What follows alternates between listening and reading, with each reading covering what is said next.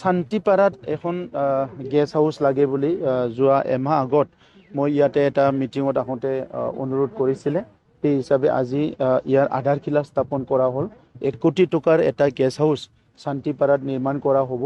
আৰু এই গেষ্ট হাউচটো ইয়াত হোৱাৰ লগে লগে যিহেতু ইয়াত ডিষ্ট্ৰিক্ট হেডকোৱাৰ্টাৰটোৱে আমাৰ 1 কিলোমিটাৰৰ ভিতৰত আছে, গতিকে এই অঞ্চলত অহা যোৱা সকলো মানুহৰ কাৰণে বহুত সুবিধা হ'ব বুলি মই আশা কৰিছোঁ।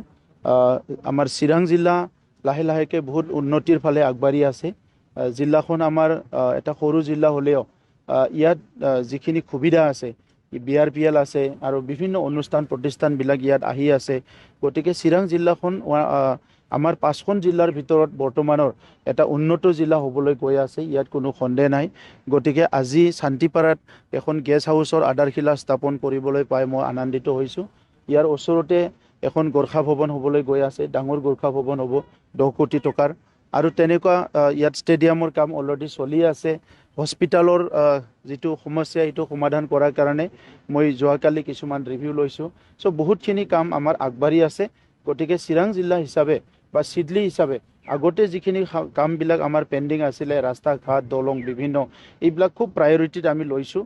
আৰু মুখ্যমন্ত্ৰী ডাঙৰীয়াও বিভিন্ন আজি আছামমালাৰ ৰাস্তা দিছে, বিভিন্ন ব্ৰিজ ইয়াত দিয়া হৈছে। গতিকে চিৰাং জিলাৰ ৰাইজৰ কাৰণে এটা ভাল পৰিৱেশ, ভাল দিন চলি আছে।